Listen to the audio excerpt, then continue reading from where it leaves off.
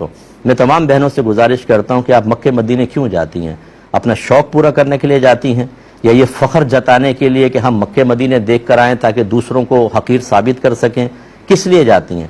اگر آپ کہتی ہیں ہم اللہ کی رضا کے لیے جاتے ہیں، اللہ کی رحمت حاصل کرنے کے لیے جاتے ہیں، نجات و بخشش کے لیے، اپنی مغفرت کے لیے جاتے ہیں، تو اللہ کی نافرمانی کے ساتھ تو یہ تحفے نہیں مل سکتے، یاد رکھیں۔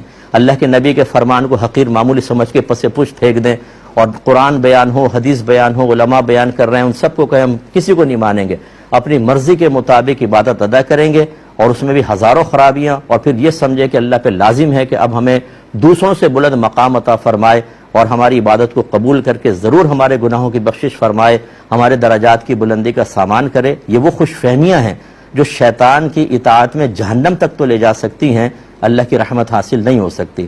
اس لیے آج کل یہ کہیں سے فتویٰ آ گیا ہے کہ بغیر محرم کے عورت سفر کر سکتی ہے، تو چونکہ فتویٰ آ گیا ہم جا رہے ہیں۔ ارے بھائی، فتویٰ وہ شریعت ان کی نہیں ہے، شریعت ہمارے آقا صلی اللہ علیہ وسلم کی ہے۔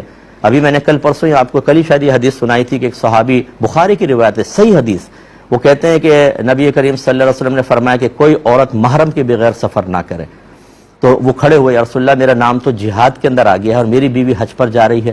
سرکار نے فرمایا تم جہاد ترک کر دو، اپنی بیوی کے ساتھ حج پر جاؤ۔ اتنی شدید سختی، کیونکہ جہاد اس وقت اتنا کوئی زیادہ لازم نہیں ہوگا، کوئی جماعت سرکار بھیج رہے ہوں گے کسی خاص وجہ سے، فرمایا تو جہاد رہنے دو، بیوی کے ساتھ سفر طے کرو۔ اور ہماری یہ بہنیں دلیر ہو چکی ہیں، کس لیے جا رہی ہیں آپ وہاں پہ؟ قدم قدم پہ آپ کو گناہ ملے گا، قدم قدم پر گناہ۔ اور بعض محققین کے نزدیک مکے کا ایک گناہ 1 لاکھ کے برابر ہے۔ کیا کریں گے آپ وہاں جا کر؟ ایسا ہرگز نہ کریں، اللہ کی بارگاہ میں توبہ کریں۔